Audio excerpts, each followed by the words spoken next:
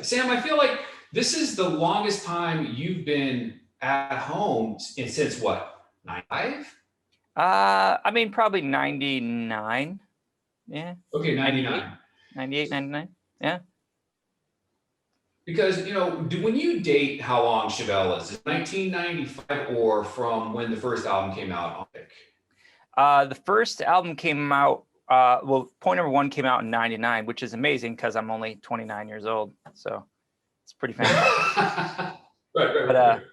Yeah, I mean, we started doing small touring stuff, a couple days at a time, a week in 98. So that was but yeah, the band started doing shows in 94, 95, like as it was. But Pete and I were always in a band. It was always the two of us.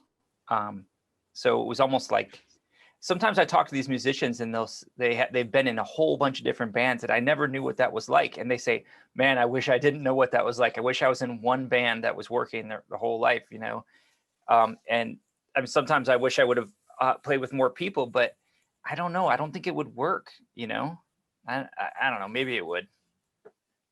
I'm crazy. No, it doesn't sound crazy to me. It's like one of the things that I'm always great about on interviews is talking to guys who, who've done a lot of great art and entertain a lot of people and then make an interview about myself.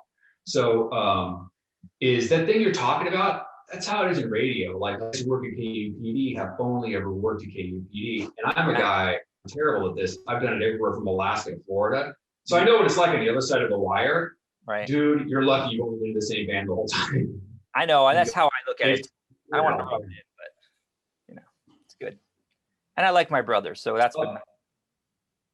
Right, yeah, totally. So where are you living nowadays? I'm in Chicago area, which is amazing when it's amazing, and when it's crappy, it's -13.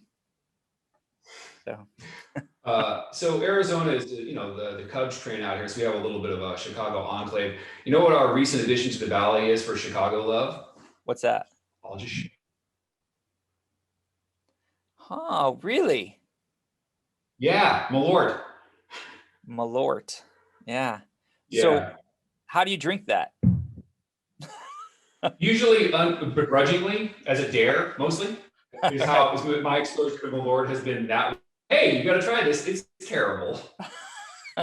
That's where one of our friends, Sean Hammer, was really into Fernet for a little while, and he was always trying to get us to drink that. And I was just like, yeah, life's too short to drink Fernet.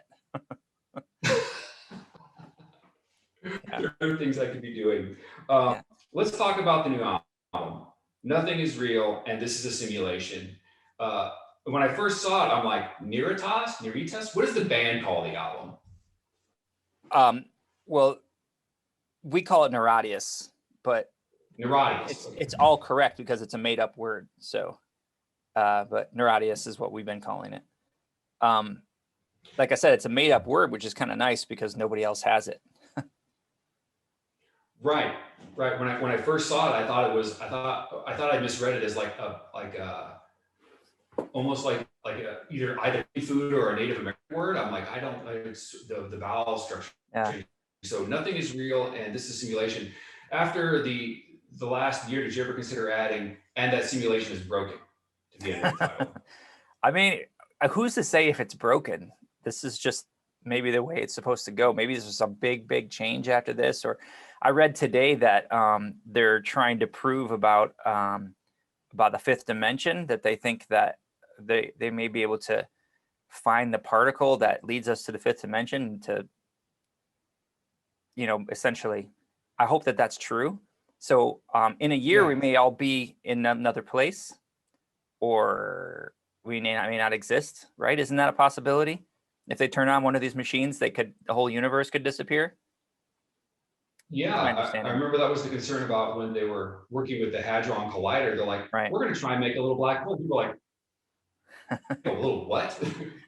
We don't know anything about that. Is that a good idea? Sure, let's do it. We saw this Disney movie when we were kids called The Black Hole. It didn't look all that bad. Let's do one in Switzerland. That's right. Let's just get with that. It's in Switzerland. It's far away. It won't bother us. Right over here in the US. Other side of the planet. What's wrong? No, it'll be fine.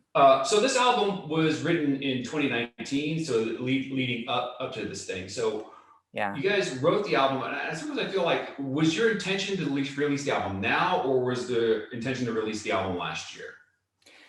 Definitely was last year. We wanted to release it June of 2020. We would have released it earlier than that too, but we ended up doing a nice long tour in 2019, and that pushed recording back and everything.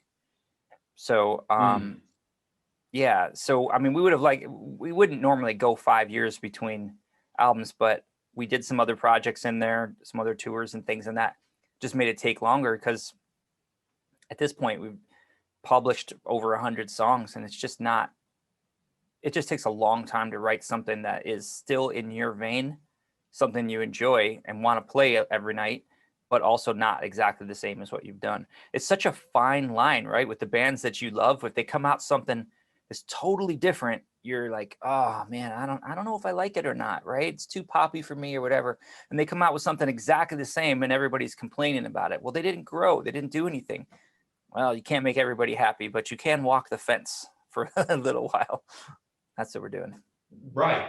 Right, because the only band that's been able to do the same album for 50 years now has been AC/DC, and they're like, there's one, and it's and that band is not Chevelle.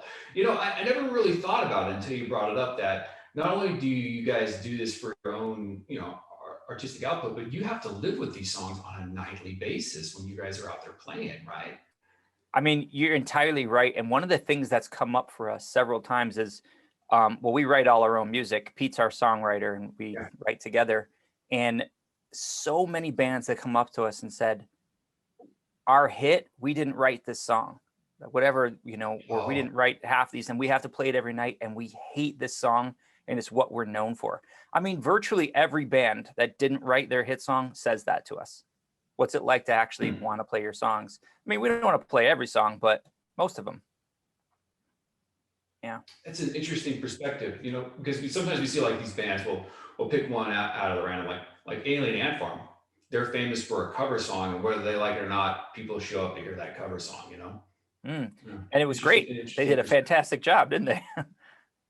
Aced it. I mean, like I remember seeing them, back before the damn thing. And I'm like, this band's pretty cool. And I only, I knew a couple of songs here on the radio, but I never really thought about. It's kind of like, like that guy who was skateboarding to the Fleetwood Mac song with the cranberry juice, right?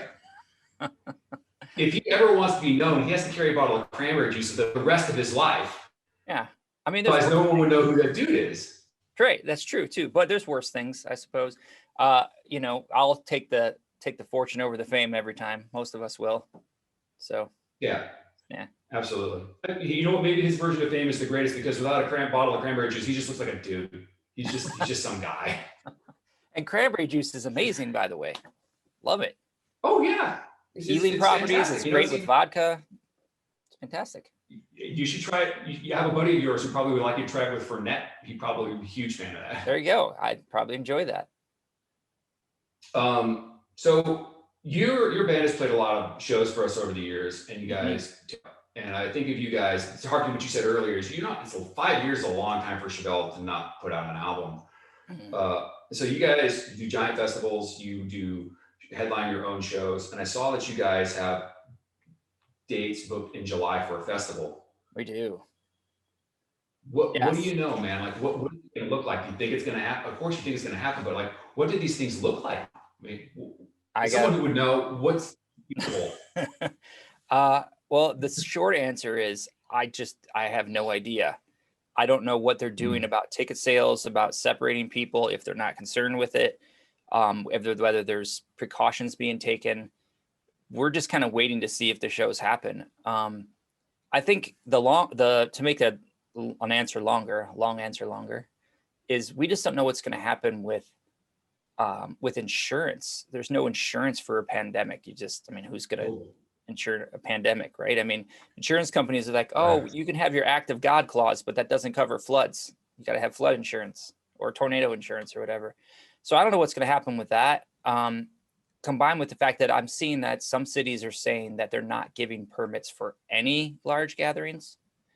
So I don't know what's happening with that because they can do the shows, people can sell the tickets, and if that city doesn't give a permit, they can't do it. I think everyone's just hopeful that they're just booking things, hoping that when it comes up, things are going to be somewhat open. Um, I don't want to be the downer, but I haven't seen that happen yet. So Right. um, I think, I mean, I don't know. I know there's bands doing shows. There's in some states, but there's smaller shows, and Mhm. obviously you can get around a lot of things when you do smaller shows. But I think these big festivals, I just don't know. I mean, I have these calls once a week, and we're all like this. Yeah, I watch the news. Wow. Yeah, it's just I mean, it's everybody. Nobody really knows. Everybody's making plans, and then they just keep pushing those plans down the road. And I mean, I don't know, man. I'm like anybody. I mean, I'm not working. It's for me. This is almost 14 months without a show. Oof. I'm Yeah. okay. I'll be fine. But many of my friends are not, and that stinks. I'd like to see sporting events go back, concerts go back, festivals, all that stuff that generates so much fun and revenue and jobs and all that stuff. I mean, I just don't understand how this could be shut down so hard, how you could tell people they can't work, but that's what's happened. So I guess. Yeah, I agree. I agree with you. Like, sort of the conversations we have around the building, we talk Yeah. about, well, public safety and this, all the sort of people we realize until someone can get an insurance policy, Mm-hmm. no one's doing anything. And insurance Exactly. companies they are the most conservative things in the world because it's their ass on the line. I It's mean, their ass on the line. literally, yeah, literally, this kind of thing could shut the biggest insurance companies down. And then what happens? The taxpayers pay for that too, right? They got to Oof. bail that out, the insurance companies. No So thanks. the, Although, go ahead. well, I was going to say, people worry about the federal government sometimes shutting things down, or the state government or their local government and things. And all of those things are almost a back seat to just the fact that you can't get insurance, you can't do a show. That's it. That's exactly it. That's just I the don't know what I'm contention. talking about. I'm a drummer. I honestly have no idea. No, seriously. Also as an idiot, you're right. I agree. Because until this is not to get too deeply into how the world works. This is a capitalist society, and someone's like, we want to have a bunch of people come together and get really drunk, stand next to each other, and celebrate the music of Chevelle. Mhm. The policy on that, the ticket will be like $7,000. Is to cover the risk on that because someone could get sick. Yeah. It really isn't. Yeah. So I'm gonna say, like, you've been at home now for 14 months, and one of the things we're always asked, so what are you doing with your free time? Have you like taken up like or building a model boat in a bottle? I mean, what have you been doing other? Well, the lame part is I have 3 children, 2, 4, and 6, so they take up pretty much all of my time. If I'm here at home, I almost can't do anything. So it's just playing with them, and I mean, it's good because I'm here. I'm enjoying them grow and all that. I love my children very much. But Yes. yeah, anybody Yes. with kids knows it's like, yeah, it's some when it's great, it's amazing. All right. My Yeah. kid, my 6-year-old, accidentally, he was watching Bob's Burgers, and there was this episode where one of the characters had dissected a pig in high school or whatever, and Okay. the ghost of this pig was following her around, and he saw it, and it was this pig, and it's like it's got its stomach slit open and it's expelling its guts out onto the, oh my God. Yeah, he may never sleep again. But it was terrible last night. So I do that. I mean, on a personal level, I have a workout routine I try to keep up with, that helps my brain stay right. My brother and I practice still playing songs, but we hadn't really been writing, and I mean, putting this album out takes some time, takes some real effort, which is good because you feel like you're putting some art out into the world. But I mean, I wish I could say I learned a language, or I built an addition onto my house, or learned to carve with a chainsaw or something, but I did not. I've not used my time as wisely as maybe some other people have. But Sam, you and I over the many years have had a lot of conversations, and as a stranger, I'll say this: that you have not ended up on the divorce. You have spent your time well.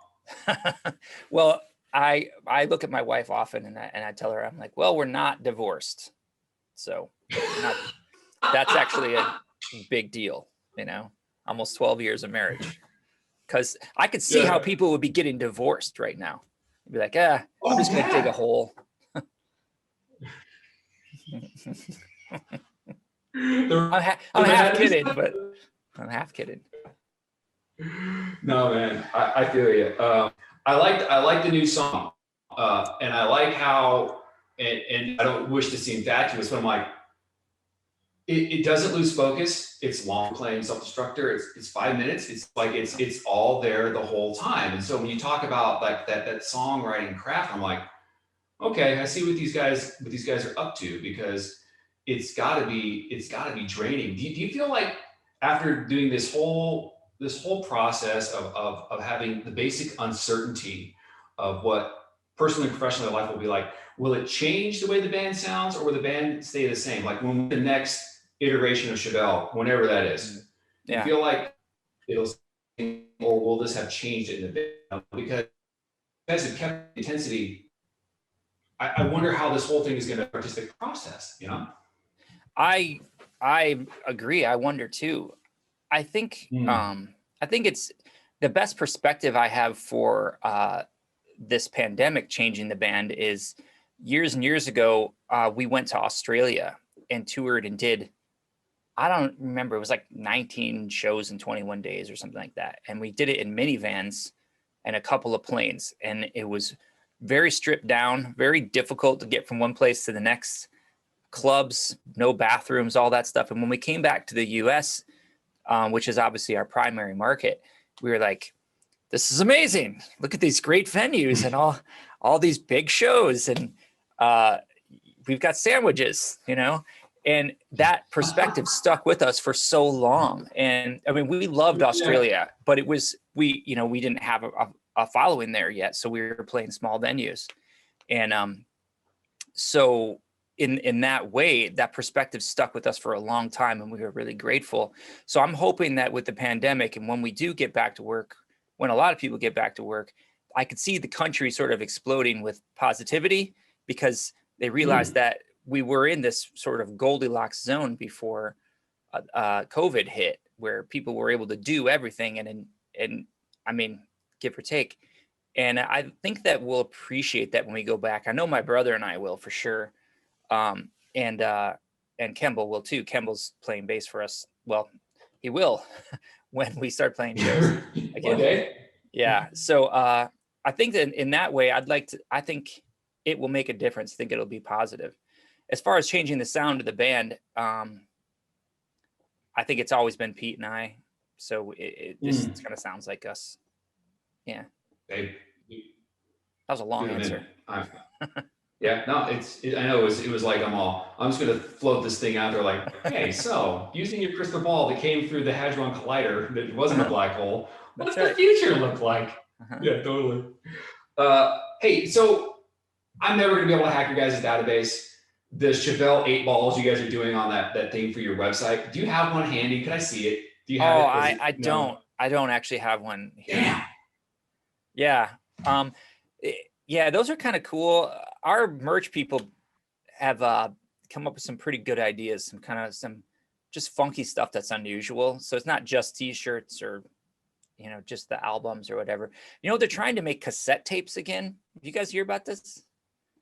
Yeah, cassettes are like, they're making it. And I'm trying to think of like, when was the last time I saw a cassette player? And I looked over and I have one right here.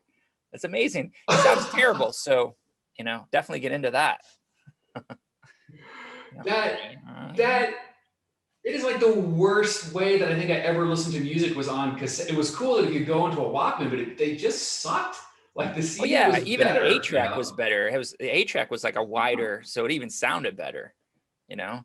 But did you guys ever have one of those little Walkmen that had the thing where you could put the tape in and then you didn't have to take the tape out and flip it? You could just press the button and it would play the other side, and you could never find out which side was A or B because you weren't sure if it was switched or not. Yeah, that's me dating myself for sure. Dude, and here's the thing with your merch guys, they're like, hey, you know what? It'd be like someone saying, we're going to get the buckboard and go down and buy buttermilk. Like it's an ancient technology. We all see these videos of young people like, rotary telephone, what is this black magic? Give them a cassette? Like, Jesus Christ. I guess there's going to be a whole bunch of those. What are they, the Cosby, what is that brand Cosby that makes those turntables with a USB port in them? Yeah, that's right.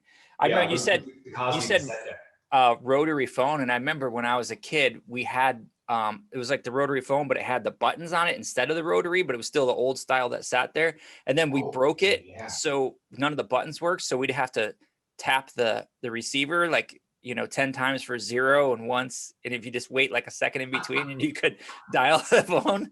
It was like Morse code. Memory. That was a good time back then. I had no one to call, so it didn't matter. Yeah.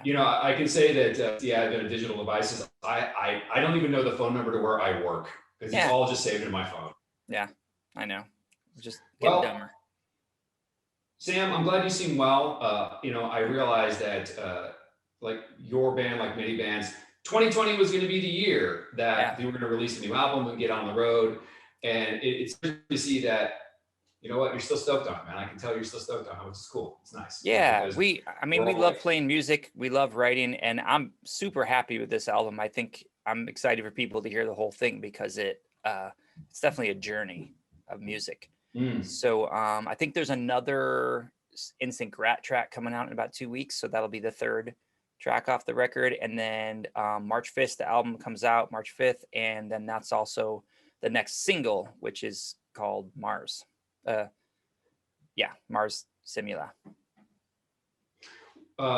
Looking around the room that you're currently in, what are in those red album sleeves in back of you? The one on the on that side is the Refuse, The Shape of Punk to Come. And then the other two are test pressings for Niratias. And then there's some more behind me that's all punk music from the 80s. Most of it's Minutemen and some other stuff. Yeah. Cool. Sounds great. What are you listening to right now? Anything new, or are you just going into the well? I went and I bought recently this. Do you remember the band Hum, H-U-M? They put out they put out a new album recently. I've been listening to that. It's 8 tracks. I know, 20 years later. Refuse put out a new album about 2 years, and it's great. It's really good. Like how often does a band that hasn't put an album out in years and years come out and actually put out a good record? But both those albums are really good. What else have I listened to? I've gone back in time a little bit. I found myself listening to Issues from Korn for a while. Oh. Yeah, and that's also a Journey sort of album. Not coincidentally Journey. My kids like that. So, it's really good. Sorry, but it is. Good. And then it's like I'm trying to think of what else I've been listening to recently. I kind of just go through my stuff and pick things out that I haven't listened to in a while and search for some new stuff. I try to go less poppy, more kind of hard rock. Some like Every Time I Die is one of my favorite bands. I listen to those albums pretty consistently, but that style of music, I don't like all of it. I just like a little bit of it. So totally. Yeah. The album that I hadn't listened to in a long time, there was an album by Black Flag, who's got the 10.5. It was a live album, and usually live albums can be but I'm like, well, God damn, I'm so bummed I missed this band. I didn't discover them until they were well past that period, but I'm like, just put it on, I'm like, oh, so good. Yeah, I think there's some story about Black Flag and Minutemen actually played some of their, I think it was like one of Black Flag's first shows ever was with Minutemen. That stuff's all so intertwined and everything, but there's a documentary, a Minutemen documentary, more about Mike Watt and Minutemen, called We Jam Econo, that I learned some pretty good some punk facts from back in the day. So that was cool. We Jam Econo? Yeah, We Jam Econo. I think you can watch it on YouTube. It's this new. I wrote it down right now. Fancy. I'll be able to read my writing. I'm looking forward to watching. Yeah, it's cool. Well, Sam, Niratias, is that right? Sure. Niratias, Niratias. Niratias, like neurosis, but Ratius. Sure. Yeah. Niratias. Yeah. We used to I get love it. La Gargola or La Gargola. It's all fine. I remember on the radio I had went with La Gargola, but now that I know that La Gargola is an acceptable pronunciation. That's what I'm using from now on. That's the one I'm going. Thanks, Sam from Chevelle. I now know the radio. Yeah, it was hard to keep a straight face when we got La Gargola. That was great. It is not even wrong. It's just funny. So fun. Dude, thank you so much for taking time out. It's like, I'm excited. Best of luck. I know that you guys, I've watched your guys' career for so many years now. I know what you guys like to do, and hopefully you'll get a chance to get back to doing it sometime soon. Yeah.